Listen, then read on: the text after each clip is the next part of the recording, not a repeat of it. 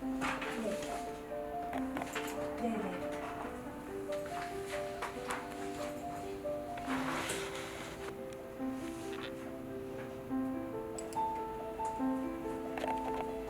축할 일이 있어가지고요. 네. 법인격으로서 사회적인 형식을 갖춘 조직으로 말하자면 이렇게 협약도 하고 뭐 이런 것에 좀 옷을 입어보자 하는 차원으로 시작한 거예요. 모기관이 그러면 계속 이렇게 좀 연결해 줄 텐데 한국말도 못하니까 아주 그건 뭐 정착하기 어렵죠. 그래서 정말 엄마 같은 마음을 이렇게 함께 해주면 얘들에게 큰 의지가 되죠. 그리고 공부도 더 잘할 것 같아.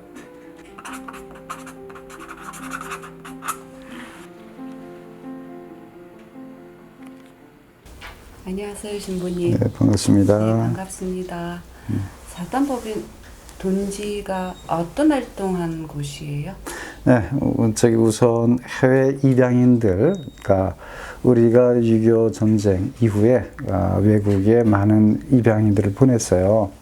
근데 이제 그 해외 입양인들이 굉장히 많은데 한 22만 명 정도 추산되는데 그들이 이제 성장해가지고 많은 경우 한국에 돌아오고 또 한국에 살려가는 친구들도 있고 또 한국 문화를 배우려고 한국에 와서 한국말 공부하는 친구들도 있고 그러한 친구들 한국에 와서 특히 정착하려고 하는 친구들을 많이 이거 뭐 여러모로 도와주는 일들을 하고 있어요. 특히 뭐 부모님 찾아주기, 가족 찾아주기, 또 한국에 와서 가장 중요한 거는 한국말이죠, 언어. 그래서 그 한국에 온 친구들한테 말 배워주는 그런 그 기회를 마련해 주는 것. 또 그리고 여기서 완전히 정착하는 친구들한테 그 거주지, 그러니까 주거지 이렇게 그 안내해주고 때로는 지원해주고 또 여기 와서 이제 정착하기 위해서는 또 뭐 경제생활 해지되잖아요. 돈 벌기 위해서. 그래서 직업 알선해 준다든가 뭐 여러 가지 그들의 그 필요에 의해서 언제든지 우리에게 요청을 하면 거기에 대해서 우리는 다 할 수는 없지만 그래도 우리 한계성 속에서 여러 가지 연결 사업도 해주고요. 또 때로는 공항에 이제 한국에 처음 오는 친구들 안내도 해주고 공항 픽업도 해주고 또 뭐 그 아주 여러 가지 알선해주는 그런 일들을 하고 있습니다. 신부님께서 여러 가지 사회 사업에 참여하시는 건데 그 전주교회는 어떤 활동들이 있을까요? 사회 활동, 네. 뭐 사회복지 활동 등등. 예. 뭐 종교라는 것은 우리 삶 전체 모든 방면에 걸쳐서 우리가 인간답게 사는 삶을 이제 만들어주는 그런 역할들을 많이 하죠. 그래서 종교가 미치는 범위는 사회 뭐 모든 분야에 다 포함된다고 생각하는데 특히 사회복지, 우리 카톨릭의 사회복지라는 그런 측면에서는 정부나 또 민간 기관들이 또 민간 사회복지들이 할 수 없는 것을 우선적으로 그런 것을 찾아서 그러한 손길이 미치지 않는데 이제 먼저 우리가 한다 하는 이러한 그 목적을 먼저 갖고 있어요. 그렇지만 일반적으로 국가나 또 민간 단체가 하는 사회복지 이런 것들 모두 다 하고 있죠 현재. 그러나 그거보다 더 못한 곳을 먼저 찾아가서 하는 이런 일들을 하고 있어요. 그래서 뭐 장애인들 위한 또 뭐 노인들, 가난한 사람들, 또 주거 환경, 뭐 사회 전반적인 사회복지 활동을 이제 하고 있습니다. 거기에 뭐 특별히 주력한다 하는 것에 대해서는 글쎄요. 제가 이제 사회복지 떠나는 지 벌써 한 20년 가까이 됐기 때문에 지금 정확히 어떠한 목적을 갖고 하는지는 모르겠지만 일반적 목적은 다 똑같죠. 그리고 대사회활동 그 중에서 또 우리 가톨릭교회가 우리 그 한국교회 국내뿐만 아니라 해외 원조도 이미 오래전부터 84년 제 기억으로 84년부터 해외 원조 프로그램도 시작했습니다. 우리 한국 가톨릭의 그 주교회의라는 것이 있어요. 그러니까 한국 가톨릭 전반적인 것을 조정하는 이런 기관이라고 할 수 있죠. 거기서 이미 1984년부터 해외 원조를 시작했고 본격적으로 뭐 근래 들어서는 카리타스 코레아나라는 이런 기관을 만들어서 이미 그 로마 가톨릭에서는 오래전부터 그 해외 원조 또 사회복지 활동을 하고 있었지만 해외 원조에 대해서는 하여튼 카리타스 코레아나 인테르나시오날리스라는 그런 조직을 만들어서 뭐 특별히 활동하는 걸로 알고 있고 지금은 뭐 대북한 문제 지원이 굉장히 여러 군데 이제 막혀 있지만 얼마 전까지만 해도 직접적으로 대북한 지원도 많이 했던 이런 그런 뭐 사업도 했었고 그래서 일반적으로 모든 타 종교들이 하는 일들 다 함께 하고 있다. 그리고 우리 그 6.25 전쟁 끝난 다음에 특히 국제 카리타스에서 한국의 그 원주를 굉장히 많이 했습니다. 국제 카리타스가 미국 가톨릭 교회를 통해서 CRS를 통해서 우리에게 많은 그 구호물자들이 왔었죠. 그래서 많은 사람들이 시골 곳곳에서 뭐 우유, 그다음에 밀가루, 그다음에 옥수수 빵 뭐 이런 것들 저도 어렸을 때 그런 거 먹었던 기억이 있어요. 예. 그 신부님께서 사단법인 농지를 가시게 된 계기 같은 거 혹시 있으신가요? 그렇죠. 있죠. 제가 프랑스에 그 1990년, 89년부터 95년도까지 프랑스에 파견됐었어요. 그러니까 프랑스 교회에.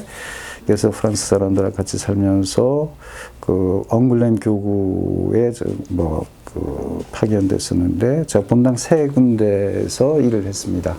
근데 그 시골 본당인데 거기 곳곳에서 한국 사람들 만나요. 젊은 어린 친구들 또 뭐 학생들 이렇게 보면 제가 볼 때마다 다들 입양인들이었어요. 그래서 시골 곳곳에 한국 입양인들이 굉장히 많이 있구나. 그네들 만날 때마다 좀 마음이 아프고 또 뭔가 저들을 위해서 저 친구들을 위해서 뭔가 해야겠다 하는 이런 생각들이 많이 있었죠. 또 제가 있었던 본당에서 그때 제 기억에 초등학교 1학년 친구 있었고 5학년인가 그 형제가 입양됐는데 그 어느 날 이제 그 집 양부모님이 이제 저를 초대해서 이제 식사를 하러 갔는데 그 둘째 초등학교 1학년 친구가 아주 그냥 너무 막 그냥 뭐 난장판을 피는 거예요. 그래서 밥 먹으려도 안 먹고 막 그냥 그 숟가락 던지고 그 양부모가 그래요. 정말 내가 열심히 정말 그 마음 다해서 성의를 다해서 이 친구 좀 잘 키우려고 했는데 너무 힘들다 하는 이런 얘기도 이렇게 들으면서 그때 상대적으로 그 형은 그래도 굉장히 좀 뭐랄까요 좀 점잖고 이런 모습 봤습니다. 근데 그때 볼 때 마음이 굉장히 많이 아팠고 그리고 제가 이제 프랑스 떠날 때 뭐 입양인들 위해서 좀 뭔가 만들어드리겠다라는 이제 생각을 하고 한국에 왔는데 한국에서 이제 이렇게 생활하다가 잊어버렸어요. 잊게 됐어요. 그러다 이제 사회복지 쪽에서 일을 했는데도 그때도 굉장히 그 일이 너무 많아서 미처 거기에 신경을 못 쓰다가 제가 5년인가요? 6년인가? 제가 이제 사회복지 떠날 때 그때 프랑스에서 온 어떤 그 프랑스 어머니를 만나게 됐어요. 근데 자기 아들 데리러 왔다. 그래서 저하고 상담하면서. 그런데 그 자기 아들 한국 입양인인데 이 친구가 프랑스로 안 가겠다는 거예요. 그래서 막 울면서 얘기할 때 제가 그때 그 친구를 보고 또 그 친구의 그 친구들을 만나게 됐어요. 근데 굉장히 술을 많이 마시고 알코올 중독 걸린 친구들도 많이 있고 그때 비로소 제가 한국에 그 정착하는 그 입양인들이 많이 있구나라고 깨닫게 되었고 이 친구들 위해서 내가 옛날에 생각했던 그 일들을 해야겠다라고 해서 2006년도죠. 2006년도 이 둥지를 만들게 되었어요. 네, 우리 활동 중에선 가자 코리아, 렛츠고 투 코리아라는 그 프로그램이 있어요. 지금은 이제 코로나 때문에 그걸 진행을 못 하는데, 이제 한국 서울서부터 제주도까지 한 11박 12일 동안 소그룹으로 한 7, 8명 모여가지고 같이 여행하는 그 프로그램이 있었습니다. 근데 그때 제가 안식년 때였어요. 한 7, 8년 됐나요? 근데 그때 제가 안식년이니까 운전을 했어요. 운전 봉사를 하면서 이 친구들하고 같이 이제 계속 갔는데, 그 중에서 미국에서 온 친구인데, 그 자매님이에요. 근데 그 친구가 직업이 개그우먼이었어요. 근데 그 친구 이제 하여튼 그 친구가 뭐 말만 하면 막 그냥 친구들이 아주 웃기고 막 배꼽 빼고 막 그랬어요. 근데 굉장히 명랑하고 쾌활하고 아주 좋은 친구였는데, 이제 제주도 갈 때 저기 이제 배를 타고 갔어요. 배를 타고 갔는데, 그때 그 친구가 저를 보고 좀 얘기 좀 하고 싶다. 그래서 무슨 얘기냐 그랬더니, 자기가 입양됐다가 어렸을 때 입양됐는데, 어렸을 때 양 아버지로부터 성폭행을 당했어요. 그러면서 자기는 원래 카톨릭 신자였대요. 그런데 자기의 이런 삶을 통해서 정말 하느님이 계신가? 너무너무 하느님이 계시다면 왜 나를 이렇게 힘들게 만들어 주셨나? 원망을 하면서 눈물을 너무 막 흘렸어요. 근데 제가 그 친구한테 뭐라고 얘기해 줄 수가 없죠. 그러면서 그때 이미 그 전에, 그 친구 만나기 전에 그런 얘기를 많이 들었어요. 입양 간 친구들이 굉장히 다 우리가 생각할 때는 잘 사는 나라에 가서 굉장히 공부 잘하고 또 잘 성장하겠지라고 생각을 했는데, 그런 친구들은 극히 극소수고, 많은 그 입양 간 친구들이 고통 속에서 있는 친구들이 많이 있다는 것을 알게 되었고, 또 그리고 제가 뭐 듣기에 양부모로부터 성노리개로 그렇게 힘들게 살고, 또 때로는 파양도 당하고, 또 거기서 다시 또 재입양하고, 그러다 보니까 어렸을 때부터 어떤 정체성 혼란, 그리고 어떤 학대, 부모로부터의 학대, 또 동료, 그러니까 어린아이들, 집단 또래 아이들로부터 당하는 왕따, 뭐 등등 이런 것 때문에 굉장히 어렵게 정서적으로, 그리고 정신적으로 어렵게 큰 아이들이 굉장히 많이 있다는 것을 알게 되었고요. 많이 이 성폭행을 당한 친구들이 있다는 얘기를 많이 들었는데, 그때 직접 그 친구 얘기를 들으면서 굉장히 가슴 아팠습니다. 근데 그러면서도 기쁘게 그 쾌활하게 사는 그 모습 보면서 굉장히 좀 많은 충격과 함께 우리가 생각해야 될 것이, 또 이들 위해서 뭔가 더 해야 할 것이 굉장히 많이 있다라는 것을 느끼게 되었고요. 또 한 친구는 미국 입양 간 친구인데, 아프가니스탄 그 참전용사예요. 그래서 그 제대한 다음에 이제 미국에서 어떻게 아마 무슨 뭐 사소한 일로 경찰하고 아마 이렇게 시비가 붙었나 봐요. 그러다가 경찰이 너 시민권 내놔라 하니까, 이 사람 뭐 자기 아마 그 보험 번호 그걸 가지고 뭐 학교도 가고 또 군대도 가고 그런가 봐요. 근데 시민권은 없었어요. 그러니까 이 사람 시민권 없으니까 그 즉시로 한국으로 추방돼 가지고 한국에 와서 노숙자 생활하고, 한국말 하나도 모르는데 겨울에 그런 친구 보면서 왜 이렇게 됐는가. 2000년 전까지는 미국으로 입양 간 아이들은 입양 가서 양부모가 거기 그 법정에 신고를 해야 시민권 취득하게 됐어요. 근데 그 전에, 그러니까 2000년 이전에 입양 간 아이들은 부모가 그렇게 하지 않으면 시민권을 받지 못하니까 이 친구들이 그냥 불법 체류자로 되는 거예요. 그래서 이 불법 체류자들이 적어도 한 4만 4천 명 정도 미국에 있다. 이게 놀랄만한 거죠.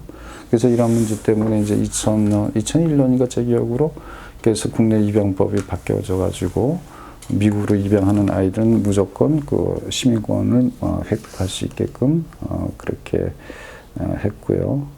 그래서 그러한 두 친구들의 모습이 굉장히 그 기억에 남습니다.